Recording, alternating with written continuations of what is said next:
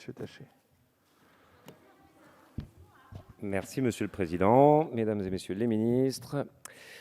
Chers collègues, des lois Neuwirth et Veil en 72 et 75, aux lois abolissant les discriminations liées à l'âge de la majorité sexuelle de 74 et 82, en passant par le Pax de 99 ou le mariage pour tous en 2013, les grandes lois d'égalité sexuelle, d'égalité entre les femmes et les hommes, quelle que soit leur identité de genre, leur statut marital ou leur orientation sexuelle, ont été des combats civils et des batailles parlementaires.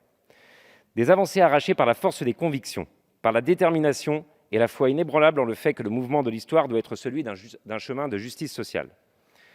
Ces votes ont à chaque fois fait l'objet de débats virulents, souvent houleux. En novembre 1974, la ministre de la Santé, Simone Veil, rescapée des camps, doit écouter Jean-Marie Daillet parler d'embryons jetés au four crématoire. Jacques Médecin évoquait une barbarie organisée et couverte par la loi, comme elle le fut par les nazis. Et Hector Roland l'accusait de faire le choix d'un génocide. En 2013, lors des débats sur le mariage pour tous, les phrases assassines, les comparaisons douteuses et autres dérapages fusent à l'Assemblée. On se souvient des mots du député Philippe Cochet. « Vous êtes en train d'assassiner des enfants », qui provoquèrent le malaise jusque dans les rangs de l'opposition. La loi progresse, les droits s'ouvrent, tout de même, tant bien que mal.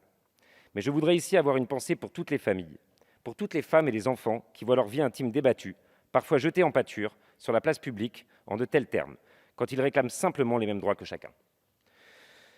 La loi de bioéthique que nous réexaminons aujourd'hui encore, et dont la principale disposition, qui est aussi la plus controversée, à savoir l'ouverture de la PMA à toutes les femmes, seules ou en couple, n'échappera malheureusement pas à ces travers. Cette loi est un cas d'école pour tout étudiant en droit ou en sciences politiques. Elle illustre dans le détail tous les méandres et les subtilités de la procédure parlementaire. Nous en sommes déjà à la 3e lecture de ce texte, et pourtant toujours au même point de départ, devrais-je dire le même point de blocage, depuis juillet 2019, c'est-à-dire depuis presque 2 ans. Alors 2 ans pourquoi en fait? 2 ans pour rien. Le texte que nous examinons aujourd'hui ne fait que rétablir sa version initiale après 2 censures sénatoriales. Pendant ce temps, ce sont des milliers de familles, des milliers d'enfants qui demeurent dans la zone grise du vide juridique, car comme toujours, la société n'a pas attendu l'aval des parlementaires pour avancer et changer.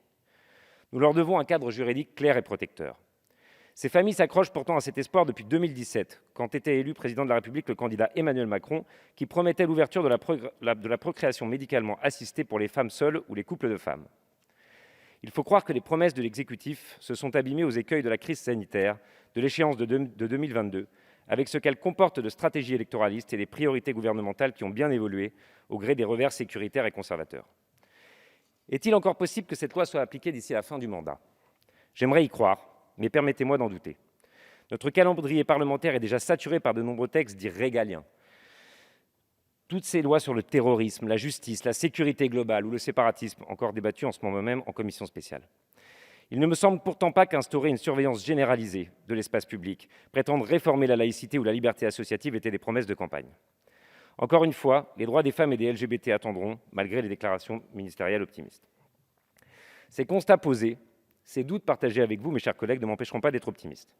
Je veux encore croire en cette loi qui doit consacrer dans notre droit l'égalité de toutes les formes de famille, et je veux croire qu'il est encore possible de l'améliorer en prenant en compte les personnes transgenres et les familles endeuillées, par exemple, qui en sont toujours exclues.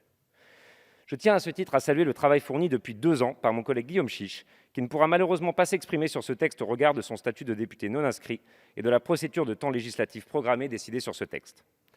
La force du politique réside dans sa capacité à changer la vie des gens pour le meilleur. Nous avons aujourd'hui la possibilité de le faire. Ne reculons pas devant une société qui progresse.